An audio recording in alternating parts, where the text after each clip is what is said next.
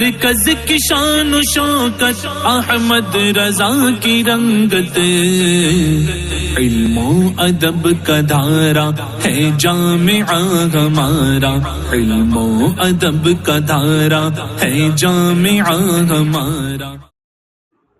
بسم اللہ الرحمن الرحیم۔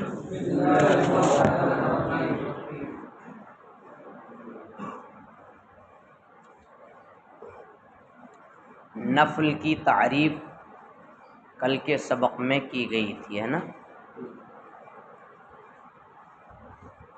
کہ جس کے کرنے پر ثواب دیا جائے اور جس کے ترک پر عقاب نہ کیا جائے۔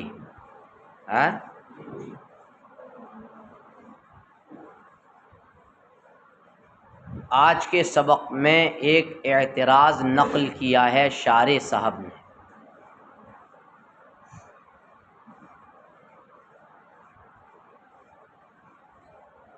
اعتراض یہ نقل کیا ہے کہ اگر کوئی شخص یہ کہے کہ اوپر جو ابھی نفل کا حکم ذکر کیا گیا کہ مسافر نے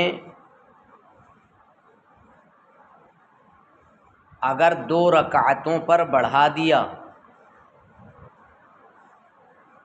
تو کہا تھا کہ یہ اسی معنی میں یہ نفل ہے بڑھانا بھی، کیونکہ مسافر کے لیے رباعی میں 2 رکعت ہیں،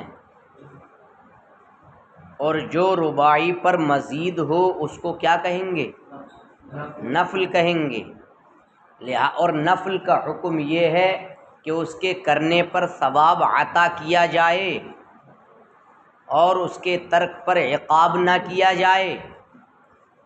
تو مسافر صاحب نے رباعی ادا کر لی ہے، اب 2 اس کی فرض ہو جائے اور 2 نفل، تو اب نفل کے کرنے پر اس کو ثواب ملنا چاہیے، کیونکہ نفل کا حکم یہی ہے۔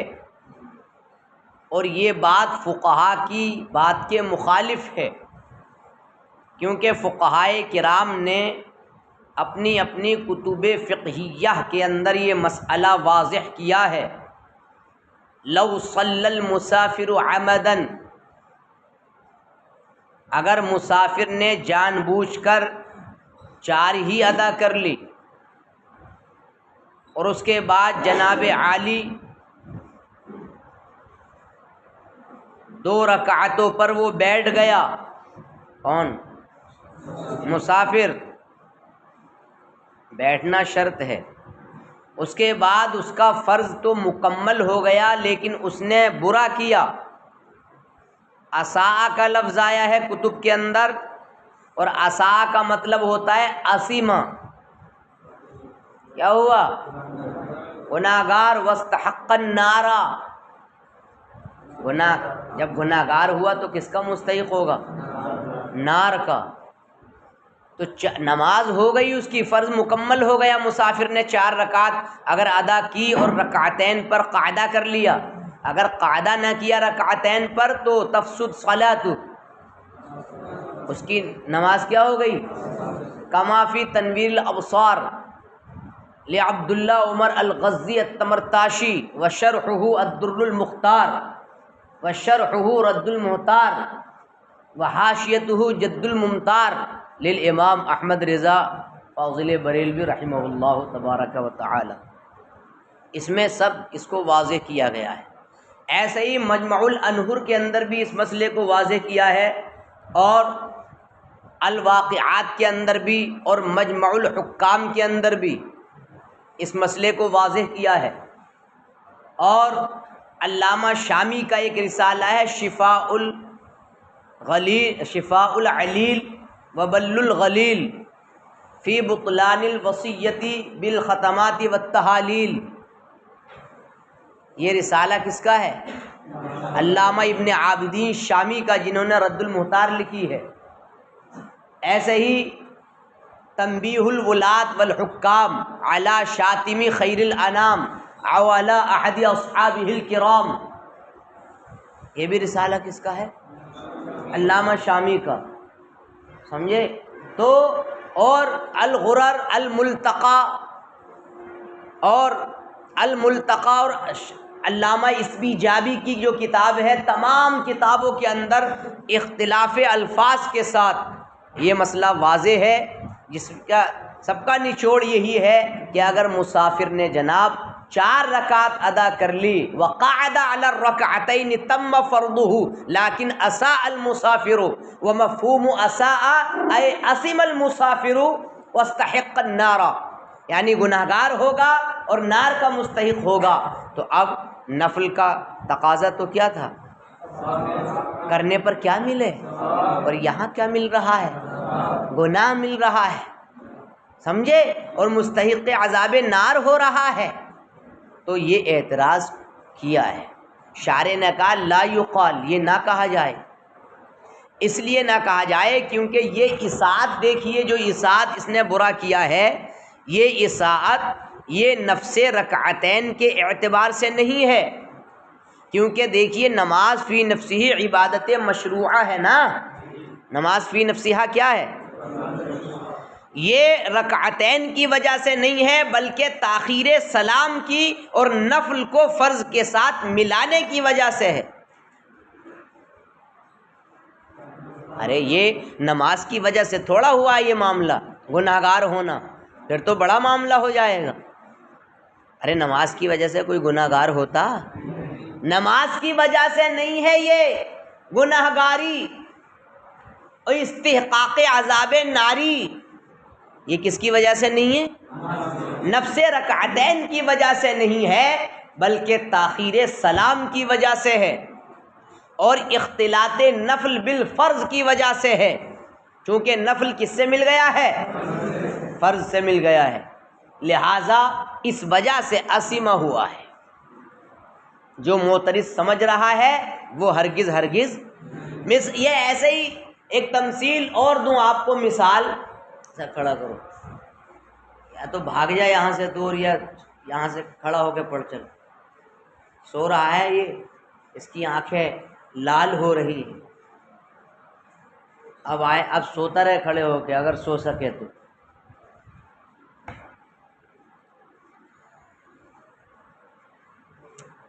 اگر عورتوں کو مزارات پر جانا کیا ہے بتائیے جناب؟ حرام۔ کیوں؟ مزار مطلب اللہ کے ولی کی وجہ سے۔ مین پوائنٹ کیا ہے وہاں؟ اختلاط الرجال بالنساء۔ اللہ کے ولی سے بھی سرکار کے روزے کے علاوہ جتنے پردہ ضروری ہے وہ بھی ہے معاملہ، لیکن مین پوائنٹ اعلیٰ حضرت نے رسالے میں کیا ذکر کیا ہے؟ اختلاط الرجال وبالعکس۔ سمجھ بات آئی کہ نہیں؟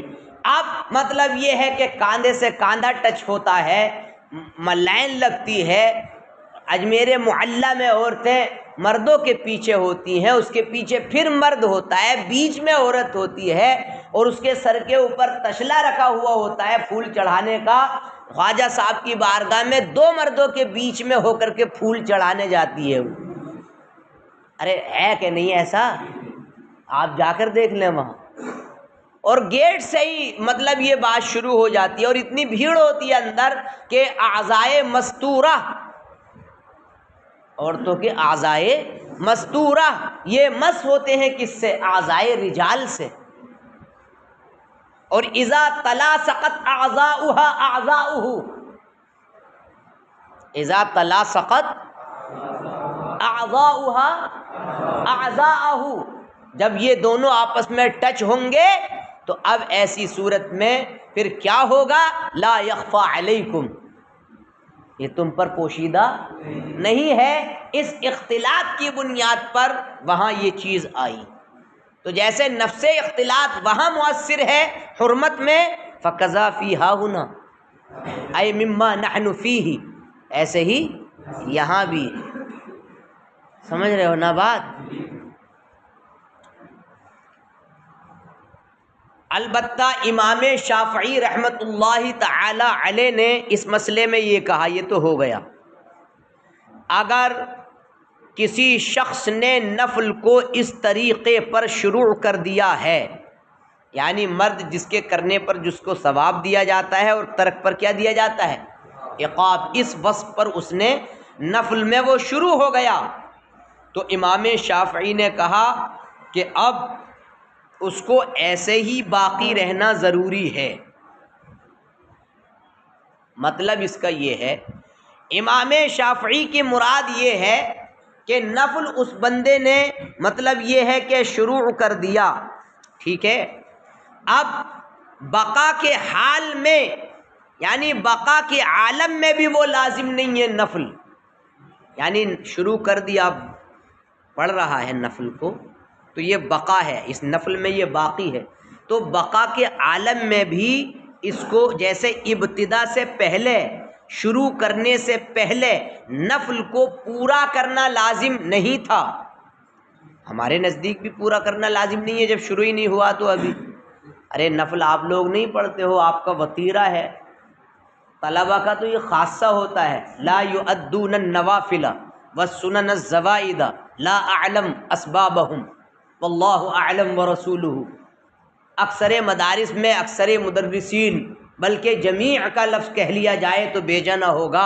لا یؤدون النوافل والسنن الزوائد فإنهم یؤدون الفرائض والسنن المؤکدۃ فقط، یہ صرف دو والوتر، اور وتر جو واجب ہے اس کو ادا کرتے ہیں، اس کے بعد پھر اٹھ جاتے ہیں، تو نوافل سنن زوائد الا ماشاء اللہ ایک آدھ دو وہ نہیں اس کا حکم دیا جاتا، وہ چھپے ہوئے ہوتے ہیں جو پڑھتے ہیں کم از کم، تو اب اگر شروع نہیں کیا ہے نفل کو تو عند الاحناف اس کا اتمام لازم نہیں ہے، یہ ہم بھی کہتے ہیں، لیکن جب شروع کر دیا تو اب اتمام کیا ہے، حتیٰ کہ اگر توڑ دیا تو اس کی قضا بھی عندنا کیا ہے، واجب ہے، نفل کی قضا کیا ہے، ضروری ہے، اور امام شافعی کے یہاں یہ کہتے ہیں ان کے یہاں کہ بقا کے حال میں ایسے ہی لازم نہیں ہے جیسے کہ ابتدا سے پہلے لازم نہیں ہے، جیسے کہ شروع کرنے سے ایک ہے ابتدا ایک ہے بقا، ابتدا کیا ہے، شروع ابھی نہیں کیا ہے، شروع کرنے سے پہلے جیسے نفل کو پورا کرنا لازم نہیں ہے ویسے ہی بقا کے عالم میں بھی نفل کو پورا کرنا، یعنی نیت باندھ لی تھی، باقی تھے نفل کا کچھ حصہ کیا تھا ابھی، اب اس نے توڑ دیا کچھ خرابی سے یا جو بھی ہوا، تو اب امام شافعی کے یہاں نفل میں شروعات یہ اس کے اتمام کا سبب نہیں ہے، پورا کرنا لازم نہیں ہے، اگر اس کو بگاڑ دیا امام شافعی کے یہاں تو اب اس نفل کی قضا لازم نہیں ہے، چاہے نفلی روزہ ہو یہ جناب عالی نفلی نماز ہو، یہ کون کہتا ہے؟ امام شافعی کہتے ہیں، نوافل پڑھا کریں، قضائے عمری اگر کسی کے ذمہ نہیں ہے یا ہے تو سب سے پہلے تو قضائے عمری ادا کرے، ورنہ نوافل سے قرب الہی حاصل ہوتا ہے اور سنن زوائد سے بھی، یہ امام شافعی کا ہوا۔ دیکھیے ہم اس سلسلے میں یہ کہتے ہیں جس کو وہ ادا کر رہا ہے مصلی، جو اس نے ادا کر لیا، مثال کے طور پر ایک رکعت ادا کر چکا، کچھ حصہ شروع ہو چکا اور کچھ حصہ ادا کر چکا، تو اب اس کی صیانت اور حفاظت واجب ہے، جو اس نے ادا کیا ہے اس کی صیانت کیا ہے، واجب ہے، اس کی نگرانی، اس کی حفاظت کیا ہے، واجب ہے، اور صیانت کی طرف راہ کیسے نکلے گی؟ باقی کو لازم کر کے، ارے صیانت اور حفاظت تب نہ ہوگی جب جو باقی رہ گیا ہے اس کے بھی بارے میں کیا حکم دے شرع، کہ جو باقی ہے ہم یہ حکم دے کہ جو باقی ہے اس کو بھی کیا کرو، پورا کرو، صیانت اسی سے متصور ہے، اس لیے کہ نماز اور روزہ یہ مطلب یہ ہے کہ اپنے ان میں سے ہر ایک نے اپنے اپنے حکم کا افادہ، ان کے حکم کا افادہ اسی وقت ہوگا جب کہ یہ تام ہو، نماز ہو یا روزہ ہو، فائدہ مند چیز ہمارے اندر بھی صحیح اعتبار سے افادہ روحانیت کا کب ہوگا؟ جب کہ یہ تام ہو، شفے کے طور پر یا ایک دن کے روزے کے طور پر؟ بھائی مطلب یہ ہے کہ شفا کا مطلب یہ ہوتا ہے جیسے سنن زوائد آپ ادا کر رہے ہیں، مثال کے طور پر عصر کی 4 سنت، تو 2 رکعت پر جب آپ بیٹھیں گے تو اللہم صلی بھی پڑھیں گے، اللہم بارک بھی پڑھیں گے، پھر اٹھیں گے تو ثنا بھی پڑھیں گے، تو یہ شفا دو رکعت کو شفا کہتے ہیں۔ ایک شفا اصل نماز ہو جاتا، یعنی الگ الگ 2 رکعتیں مانی جاتی ہیں۔ پہلا شفا 2 رکعت وہ ہو گئی، دوسرا شفا یہ دوسری 2 رکعت ہو گئی۔ تو اسی وقت ہوگا جب کہ یہ تام ہو شفا ہونے کے اعتبار سے، یا ایک دن کا روزہ پورا تام ہو تب نہ تام ہوگا یہ۔ لہٰذا کیونکہ اگر کسی شخص نے بعض صلات ادا کی، نماز کا کچھ حصہ ادا کیا، یعنی تحریمہ اور اس کے ماں بعد کا پھر نہیں ادا کیا، یا کسی نے روزے کا کچھ حصہ مطلب یہ ہے کہ ادا کیا، آدھے دن ادا کر کے اس کو توڑ ڈالا، یا کچھ نماز ادا کر کے وہ باہر ہو گیا، تو اب اس کا حکم کیا ہے؟ اس پر لازم ہے کہ وہ جو باقی رہ گیا ہے اس کو کیا کرے؟ تام کرے۔ اب قضا کی شکل میں کرے گا، تام کرے، ورنہ تو عمل کو باطل کرنا کیا آئے گا؟ لازم آئے گا۔ اور یہ ابطال عمل کیا ہے؟ حرام ہے۔ اللہ تعالیٰ کا ارشاد ہے لا تبطلوا اعمالکم، اپنے اعمال کو کیا نہ کرو؟ باطل نہ کرو۔ اور اگر اس نے اس کو فاسد کر دیا تو اب واجب ہے کہ اس کی وہ قضا کرے، تاکہ اس میں وہ صیانت پر عمل کرنے والا ہو جائے، اس میں وہ اس کی حفاظت پر کیا ہو جائے؟ عمل کرنے والا، اور اس کو مطلب یہ ہے کہ ثواب بھی اس کو ملے۔ ارے بھائی آپ دیکھیں، حج نفل اور حج یعنی عمرہ یہ بالاتفاق واجب ہے کہ نہیں؟ حج نفل اور حج یعنی مطلب یہ ہے کہ واتم الحج والعمرۃ للہ، تو یہ وجوب کیوں ہے؟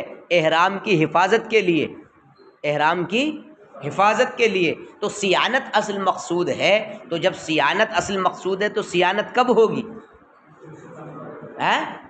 جب اس کو پورا کیا جائے۔ اتنی بات سمجھ میں آئی؟ ملا لیں ذرا، دیکھیے ولا یقال، اعتراض نہ کیا جائے، انہ یخالف ما ذکر الفقہاء، یہ بات اس کے مخالف ہے جو فقہائے کرام نے ذکر کیا۔ کیا؟ انہ لو صلی اربعا، صلی کی ضمیر ہوا فاعل راجع بسوئے مسافر، اگر مسافر نے جان بوجھ کر 4 رکعت نماز ادا کر لی، وقعد علی الرکعتین، اور 2 رکعت پر بیٹھ گیا، تم فرضہ، تو اس کا فرض، واساء، لیکن اس نے کیا کیا؟ لأن هذه الإساءة ليست باعتبار نفس الركعتين، لأن یہ لا يقال کی وجہ ہے، اس لیے یہ نہ کہا جائے کیونکہ یہ اساءت نفس رکعتین کے لحاظ سے نہیں ہے، بل لتأخیر السلام واختلاط النفل بالفرض، یہ تاخیر سلام اور نفل کو فرض کے ساتھ ملانے کی وجہ سے۔ وقال الشافعی، امام شافعی نے فرمایا لما شرع النفل على هذا الوصف، جب نفل کو اس طریقے پر شروع کر دیا، وجب ان يبقى كذلك، تو واجب ہے کہ وہ اسی پوزیشن پر کیا رہے۔ مراد یہ لے رہے ہیں انه لا يلزم في حال البقاء كما كان لا يلزم قبل الابتداء، امام شافعی کی مراد یہ ہے کہ بقا کی حال میں، بقا کے عالم میں بھی اس کی وہ لازم نہیں ہوگا نفل، جیسے کہ تھا، جیسے کہ ابتدا سے پہلے اس کو لازم کرنا ضروری نہیں ہے، ویسے ہی بقا کے عالم میں بھی اس کا اتمام ضروری۔ فَإِن شَرَعَ فِي النَّفْلِ، لہٰذا اگر نفل میں شروع ہو گیا یا نفل کو شروع کر دیا، لا يلزم اتمامه، اس کو پورا کرنا لازم، ولو افسده لا يلزم قضاؤه، اور اگر اس نے بگاڑ دیا اس کو تو اس کی قضا لازم، سواء كان صوما او صلاة، چاہے وہ روزہ ہو یا نماز ہو۔ قلنا، ہم حنفیوں نے کہا، ان ما اداہ کی ضمیر یعنی منفصل منصوب کا مرجع ما موصولہ ہے، والمراد بالما ما ادا بعض الحصہ، جو اس نے کچھ حصہ نماز کا کیا کر لیا ہے، یعنی جو کچھ حصہ وہ ادا کر چکا ہے، وجبت صیانتہ، تو اس کی حفاظت کیا ہوگی؟ واجب اور ضروری ہوگی جناب. بطلان سے اس کو محفوظ رکھنا کیا ہوگا؟ ضروری ہوگا. سمجھے؟ وَلَا سَبِيلَ إِلَيْهَا إِلَّا بِإِلْزَامِ الْبَاقِي، اور صیانت کی طرف کوئی راہ نہیں ہے مگر باقی کو لازم کر کے. باقی کو لِأَنَّ الصَّلَاةَ وَالصَّوْمَ، اس لیے کہ نماز اور روزہ یہ اس میں سے ہے جس نے اپنے حکم کا افادہ نہ کیا مگر اسی وقت جبکہ یہ کیا ہوں. ان کے حکم کا فائدہ کب ہوگا؟ جبکہ یہ کیا ہوں. کیسے تام ہو؟ بِكَوْنِهِ شُفْعًا، کیسے ہو کر کے؟ شفع ہو کر کے، 2 رکعت ہو کر کے. او صوم یومن، یا پورے دن کا روزہ رکھ کر کے. فَإِنْ أَدَّى بَعْضَ الصَّلَاةِ أَوِ الصَّوْمِ، تو اگر کچھ نماز یا کچھ روزے کو ادا کیا، فَعَلَيْهِ أَن يُتِمَّهُ، تو اب اس کو اس پر پورا کرنا لازم ہوگا، ورنہ تو اس کے عمل کو باطل کرنا لازم آئے گا. اور ابطال عمل حرام ہے ارشاد باری تعالی وَلَا تُبْطِلُوا أَعْمَالَكُمْ کی بنیاد پر. وَإِنْ أَفْسَدَهُ، اور اگر اس نے اس کو بگاڑ دیا، يَجِبُ أَن يَقْضِيَهُ، تو اس کی قضا واجب ہوگی. لِتَكُونَ فِيهِ صِيَانَةٌ، تاکہ اس میں کیا ہو جائے. یہاں تک بات جناب عالی پوری ہوئی. اب ایک اعتراض اور نقل فرماتے ہیں، بغور سننے کی ذرا ضرورت ہے، توجہ کریں، ذہن کو حاضر رکھیں. اعتراض یہ ہے کہ کسی شخص نے، آپ نے فرمایا فَإِنْ أَدَّى بَعْضَ الصَّلَاةِ أَوْ بَعْضَ الصَّوْمِ فَعَلَيْهِ أَن يُتِمَّهُ، یہی تو فرمایا. اگر پورا نہ کیا تو لازم یہ آئے گا يَبْطَلُ عَمَلِهِ، اس کے عمل کو باطل کرنا. تو معترض یہ کہنا چاہتا ہے کہ اگر اس نے بعض صلات یا روزے کا کچھ حصہ ادا کیا پھر نہیں کر رہا ہے تو اس میں ابطال عمل نہیں ہے، اس میں ابطال عمل نہیں ہے، بلکہ عمل سے روکنا ہے، رکنا ہے، امتناع عن العمل ہے. سمجھ میں بات آئی؟ اور آدمی کو اس چیز کے چھوڑنے کا اختیار دیا گیا ہے جو اس پر ضروری نہیں ہے. دیکھیے معترض کتنا چالاک ہے. معترض یہ کہنا چاہتا ہے کہ 2 چیزیں ہیں، ایک ابطال عمل اور ایک امتناع عن العمل. ایک چیز ہے عمل کو باطل کرنا. مثال کے طور پر نماز کی نیت کی تحریمہ اور کچھ ثنا وغیرہ بھی پڑھا، اس کے بعد نیت توڑ کے آ گیا، نفل میں ایسا کیا اس نے. تو معترض یہ کہنا چاہتا ہے کہ نفل اس پر لازم نہیں تھا، آدمی کو اس میں اختیار ہے کہ وہ اس چیز کو چھوڑ دے جو اس پر ضروری نہیں ہے.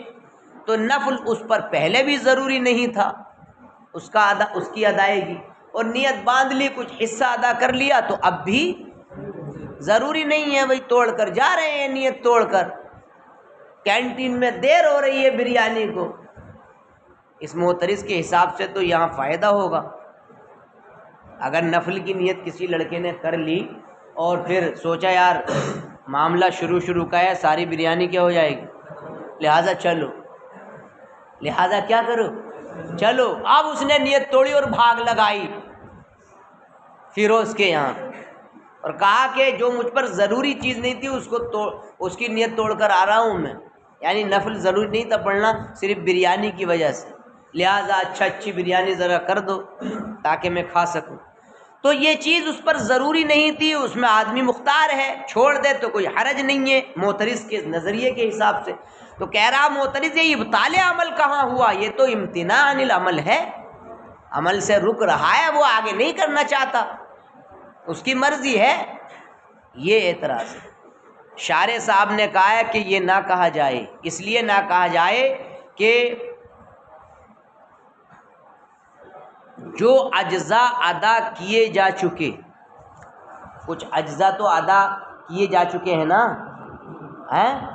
تو اب اجزاء معدیہ یعنی جو اجزاء ادا کیے جا چکے ان میں اس کی توجہ ہے، نشانہ ہے، ہمت ہے کہ میں اتنا ادا کر چکا ہے کہ نہیں اس کی توجہ.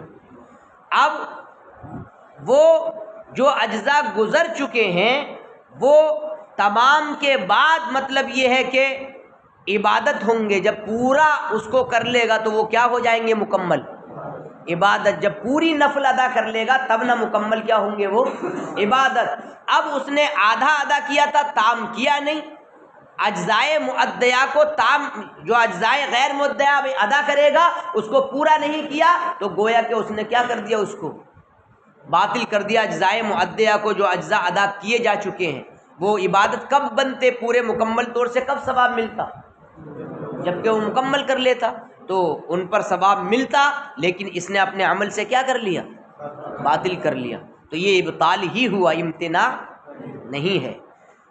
کہہ رہے ہیں لا یقال، اعتراض نہ کیا جائے، لیس فیہ ابطال العمل، کہ اس میں ابطال عمل نہیں ہے، بل امتناع عنہ، بلکہ اس سے کیا ہے؟ رکنا ہے.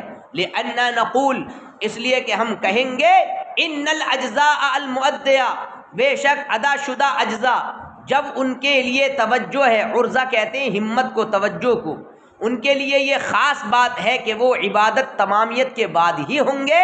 ولم یتمھا، اور اس نے اس کو ادا نہیں کیا ہے. فکأنہ ابطلھا، تو گویا کہ اس نے اس کو کیا کر دیا؟ باطل کر دیا. اس وجہ سے ہم نے کیا فرمایا کہ وہ ابطال عمل ہے. سمجھ بات آئی؟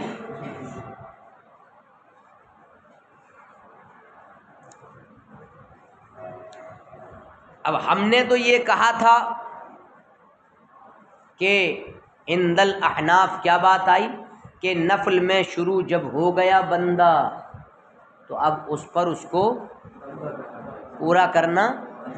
تو نفل میں شروع ہونا اس کو قیاس کیا گیا ہے نظر پر، جو نظر اللہ کے لیے مانی گئی. ارے منت سمجھتے ہو؟ اگر میرا یہ کام ہو گیا تو بھگونا بناؤں گا اللہ کے لیے، بریانی کھلاؤں گا، جو بھی نظر اللہ کی رضا کے لیے مانتا ہے. تو اب یہ بتائیے کہ نظر پر اس کا قیاس کیا گیا ہے. جب بندہ نظر مانتا ہے تو نظر اللہ کے لیے واجب ہو جاتی ہے من حیث الذکر، ذکر لسانی کی حیثیت سے. ارے جب سے اس نے کہا تو تب سے ہی وہ واجب ہو گئی کہ نہیں؟ قرآن میں کیا ہے؟ وَلِيُوفُوا نُذُورَهُمْ، اپنی نظروں کو کیا کرو؟ پورا کرو.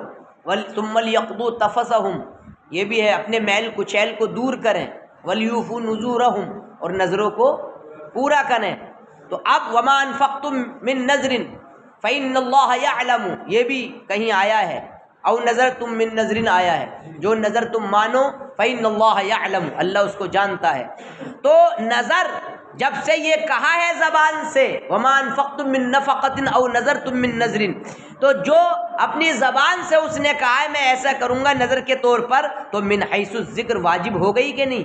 اسی وقت سے. من حیث الفعل ابھی نہیں کر رہا ہے وہ، لیکن من حیث الذکر کیا ہو گئی؟ اس نے اس طور سے کہا تھا للہ علی ان اصلی رکعتین، اللہ کے لیے مجھ پر واجب ہے کہ میں 2 رکعت نماز ادا کروں گا. تو پھر اب اس کی حفاظت کے لیے مطلب اس ذکر کی حفاظت ابتدائے فعل کی صورت میں ضروری ہوگی. اب جب اپنے اوپر یہ نظر واجب کر لی تو اس کی صیانت ضروری ہے کہ نہیں؟